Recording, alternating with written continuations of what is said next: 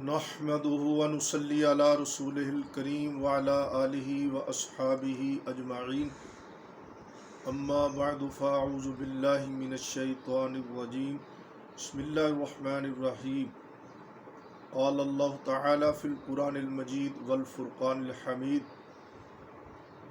يا أيها الذين آمنوا اتقوا الله وقولوا قولا سديدا صدق الله مولانا العظيم الصلاۃ والسلام علیک یا سیدی یا رسول اللہ الصلاۃ والسلام علیک یا سیدی یا حبیب اللہ وعلی آلک واصحابک یا سیدی یا حبیبی یا خاتم النبیین۔ حمد و صلات کے بعد حضرات گرامی قدر، امام کے پیچھے مقتدی کو قرات نہیں کرنی چاہیے۔ پارٹ نمبر 1 میں آپ نے سماعت فرمایا، امام کے پیچھے مقتدی کو قرات نہیں کرنی چاہیے۔ قرات کرنے کے جو دلائل ہیں وہ پارٹ نمبر 2 میں آپ نے سماعت فرمائے۔ امام کے پیچھے قرات کرنے والوں کے دلائل میں سے آج پارٹ نمبر 3 حاضر خدمت ہے کہ امام کے پیچھے قرات کرنے والوں کے جو دلائل ہیں ان میں جو بالکل واضح اور صریح حدیث ہے جس میں مقتدی کو امام کے پیچھے فاتحہ کا حکم کیا گیا ہے، وہ یہ حدیث ہے جو آج آپ کی خدمت میں حاضر ہے۔ اس پر جو کلام ہے ائمہ حدیث کا وہ بھی آپ کی خدمت میں حاضر ہے۔ جامع ترمذی میں، سنن نسائی میں اور سنن ابی داؤد میں یہ حدیث ہے کہ حضرت عبادہ بن صامت رضی اللہ تعالیٰ عنہ فرماتے ہیں کہ نبی پاک صلی اللہ تعالیٰ علیہ وسلم کے پیچھے ہم نے کوئی جہری نمازوں میں سے کوئی جہری نماز پڑھی، حضور علیہ السلام پر قرات کچھ بھاری محسوس ہوئی۔ حضور علیہ السلام نے نماز کے بعد صحابہ کرام رضوان اللہ علیہ اجمعین کو فرمایا، شاید تم اپنے امام کے پیچھے قرات کرتے ہو، اور پھر ارشاد فرمایا، قلنا نعم، کیا تم اپنے امام کے پیچھے قرات کرتے ہو؟ تو صحابہ نے عرض کی، ہاں کرتے ہیں۔ تو حضور علیہ السلام نے فرمایا کہ تم لا تفعلوا الا بفاتحۃ الکتاب، کہ تم امام کے پیچھے فاتحہ کے بغیر اور کچھ نہ پڑھا کرو۔ فإنہ لا صلاۃ لمن لم یقرأ بها، اس کی نماز نہیں جو سورۃ فاتحہ نہیں پڑھتا۔ مقتدی کا امام کے پیچھے فاتحہ پڑھنا، اس پر یہ حدیث صریح ہے، یعنی اس میں واضح الفاظ ہیں، لیکن یہ حدیث صحیح نہیں ہے۔ فنی اعتبار سے اس میں ایسی علتیں موجود ہیں جو اس کو درجہ صحت اور درجہ حسن سے ساقط کر دیتی ہے۔ پہلی بات تو یہ ہے کہ یہ حدیث قرآن مجید کے خلاف ہے۔ وَإِذَا قُرِئَ الْقُرْآنُ فَاسْتَمِعُوا لَهُ وَأَنصِتُوا لَعَلَّكُمْ تُرْحَمُونَ، قرآن مجید تو انصات کا حکم دیتا ہے اور بغور سننے کا حکم دیتا ہے، اور اس میں پڑھنے کا ذکر ہے، تو یہ قرآن مجید کے بظاہر خلاف ہے۔ دوسری بات، خبر واحد کے ساتھ قرآن مجید کی تخصیص صحیح نہیں۔ اگر یہ صحیح روایت بھی ہوتی تو تب بھی حجت نہیں تھی، کیونکہ خبر واحد جو ہے وہ قرآن مجید کے عموم کی مخصص نہیں ہو سکتی۔ تیسری بات یہ ہے کہ اس کی جتنی بھی اسناد ہیں وہ تمام کی تمام ضعیف ہیں، اور ضعیف حدیث سے تو سنت ثابت نہیں ہوتی، چہ جائے کہ اس سے کوئی فرض یا واجب ثابت کیا جائے۔ غیر مقلدین کا علامہ ناصر الدین البانی پر بہت زیادہ اعتماد ہے۔ اور ناصرالدین البانی خود بھی غیر مقلد تھا، اس نے اپنے خیال کے مطابق، اپنی تحقیق کے مطابق اس نے سنن ابو داؤد کی صحیح حدیثیں الگ کی اور ضعیف حدیثیں الگ کی۔ اسی طرح اس نے سنن نسائی کی اور سنن ابن ماجہ کی، سنن ترمذی کی صحیح حدیثیں اپنے خیال کے مطابق الگ کی اور ضعیف حدیثیں الگ کی۔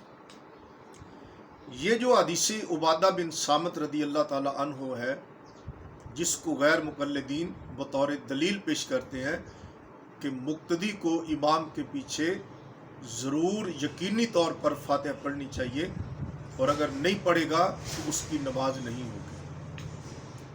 یہ میرے پاس ہے ناصرالدین البانی کی ضعیف ابو داؤد، جو اس نے ابو داؤد شریف کی ضعیف حدیثیں الگ کی ہیں۔ تو اس میں حدیث کا نمبر ہے 823۔ یہی حدیث عبادہ بن صامت رضی اللہ تعالیٰ عنہ بطریق عبداللہ بن محمد نفیلی، محمد بن سلمہ، محمد بن اسحاق، مقبول، محمود بن ربیع، عبادہ بن صامت، اس سند کے ساتھ یہ جو حدیث امام ابو داؤد علیہ الرحمہ نے بیان فرمائی ہے، ناصرالدین البانی یہ پوری حدیث لکھنے کے بعد کہتا ہے ضعیفن، کہ یہ حدیث عبادہ بن صامت یہ ضعیف ہے۔ تو جب خود ناصرالدین البانی غیر مقلد نے، اور غیر مقلدوں کا یہ معتمد محقق ہے، اور محمد علی انجینئر وغیرہ بھی ناصرالدین البانی کی بڑی تحقیق پیش کرتے رہتے ہیں، تو یہ ان کا معتمد آدمی ہے، تو اس نے واضح طور پر یہ لکھ دیا ہے سنن ابی داؤد کی ضعیف حدیثوں میں کہ حضرت عبادہ بن صامت رضی اللہ تعالیٰ عنہ کی یہ حدیث ضعیف ہے۔ اور پھر امام ابو داؤد رحمۃ اللہ نے آگے اس کے بعد حدیث کا نمبر 824، حدیث عبادہ بن صامت رضی اللہ تعالیٰ عنہ کو پھر آگے دوسری سند کے ساتھ بیان کیا۔ یہ حدیث بطریق زید بن واقد ان مقبول ہے، اور پہلی جو تھی وہ بطریق محمد بن اسحاق ان مقبول ہے، اس کو بھی البانی نے ضعیف کہا۔ اور یہ حدیث ایک لمبی حدیث جس میں حضرت عبادہ بن صامت رضی اللہ تعالیٰ عنہ کا امام کے پیچھے فاتحہ پڑھنے کا ذکر ہے، اور پھر انہوں نے فرمایا کہ اس کے بغیر نماز نہیں ہوتی، تو اس حدیث کو بھی ناصرالدین البانی نے کہا ضعیفن، کہ یہ حدیث بھی ضعیف ہے۔ پھر حدیث کا نمبر 825، سنن ابی داؤد کی جو ضعیف حدیثیں البانی نے الگ کی ہیں، اس کا 825 نمبر ہے۔ پھر امام ابو داؤد رحمۃ اللہ نے حدیث عبادہ ذکر فرمائی بطور انقطاع، یعنی مقبول نے عبادہ بن صامت رضی اللہ تعالیٰ عنہ سے روایت کی۔ مقبول ربیع بن سلیمان کہتے ہیں کہ مقبول جو ہیں یہ مغرب اور عشاء اور صبح کی نماز میں امام کے پیچھے فاتحہ پڑھتے تھے، اور مقبول فاتحہ پڑھنے کا حکم بھی کرتے تھے۔ ناصرالدین البانی نے اس کو بھی ضعیف کہا ضعیفن۔ یہ سنن ابو داؤد کے حوالے سے ہے۔ اور یہی حدیث عبادہ بن صامت رضی اللہ تعالیٰ عنہ ناصرالدین البانی نے ضعیف سنن ترمذی کے حوالے سے بھی ضعیف کہی ہے، کہ جس طرح اس نے ابو داؤد کی ضعیف حدیثیں الگ کی، صحیح الگ کی، اسی طرح ترمذی شریف کی بھی ضعیف حدیثیں اپنے خیال کے مطابق اس نے الگ کی۔ تو یہ ہے میرے پاس ضعیف سنن ترمذی، ناصرالدین البانی کی یہ کتاب ہے، اور المکتب الاسلامیہ کی یہ چھپی ہوئی ہے بیروت لبنان کی، اور یہ صفحہ ہے میرے پاس 34۔ ناصر الدین البانی نے باب ما جاء فی القراءۃ خلف الامام، اس کے تحت حدیث کا نمبر ہے 311۔ یہی حدیث عبادہ بن صامت رضی اللہ عنہ بیان کی کہ جس میں نبی پاک صلی اللہ تعالی وسلم پر قرات بھاری ہوئی، اور بعد میں حضور علیہ السلام نے فرمایا کہ تم امام کے پیچھے قرات کرتے ہو؟ صحابہ کرام نے عرض کی ہاں یا رسول اللہ کرتے ہیں۔ تو حضور نے فرمایا صلی اللہ تعالی وسلم کہ تم امام کے پیچھے فاتحہ کے بغیر کچھ اور نہ پڑھا کرو، اس لیے کہ جو فاتحہ نہیں پڑھتا اس کی نماز نہیں ہوتی۔ یہ بات ترمذی شریف کی سند کے ساتھ بھی ضعیف، ناصر الدین البانی نے ترمذی کی جو سند ہے اس کو بھی ضعیف قرار دیا ہے، کہتے ہیں ضعیف کہ یہ بھی ضعیف حدیث ہے۔ تو اسی طرح سنن نسائی کی ضعیف حدیثیں بھی ناصر الدین البانی نے اپنے خیال کے مطابق الگ کی ہیں۔ تو یہ میرے پاس ہے سنن نسائی کی ضعیف حدیثیں ناصر الدین البانی نے جن کو ضعیف کہا ہے۔ یہ میرے پاس ہے صفحہ نمبر 30، صفحہ نمبر 30 ہے میرے پاس۔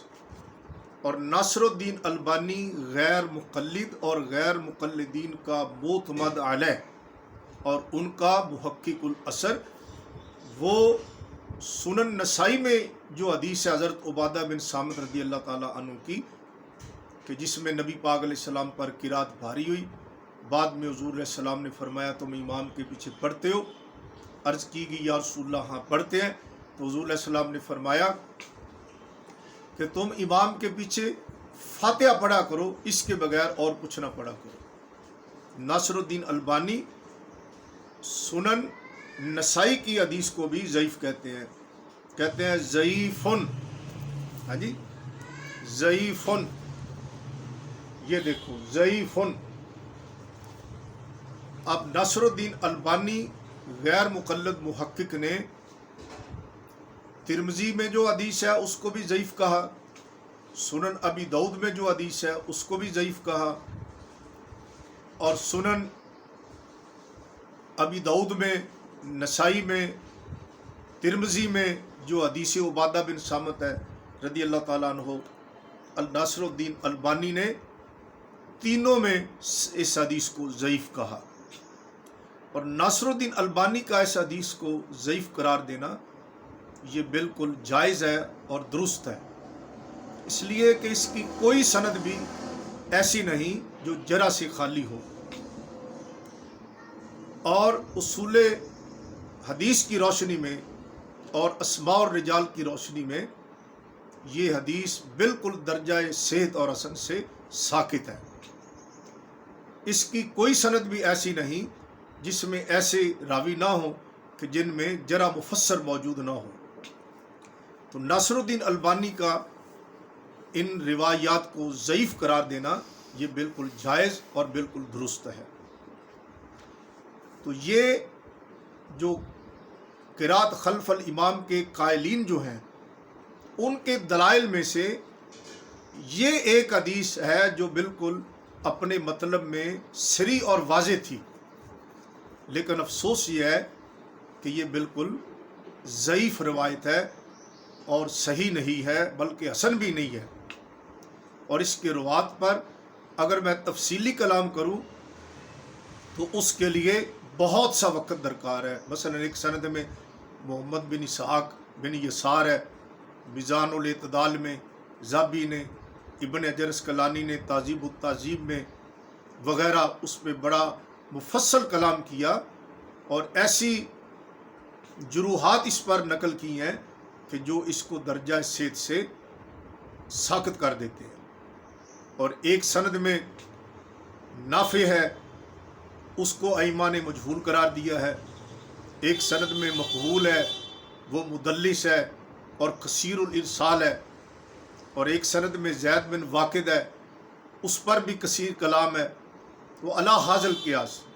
اسی طرح اس کی کوئی سند بھی ایسی نہیں کہ جس میں کوئی ایسا راوی نہ ہو کہ جس پر بڑا شدید کلام نہ ہو۔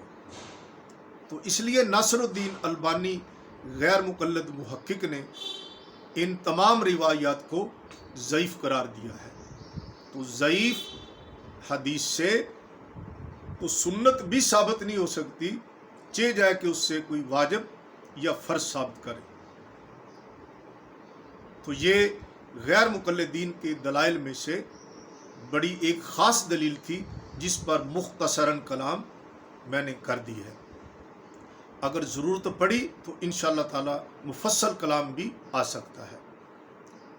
اللہ میری اور آپ کی حاضری قبول فرمائے۔ وآخر دعوانا الحمدللہ رب العالمین۔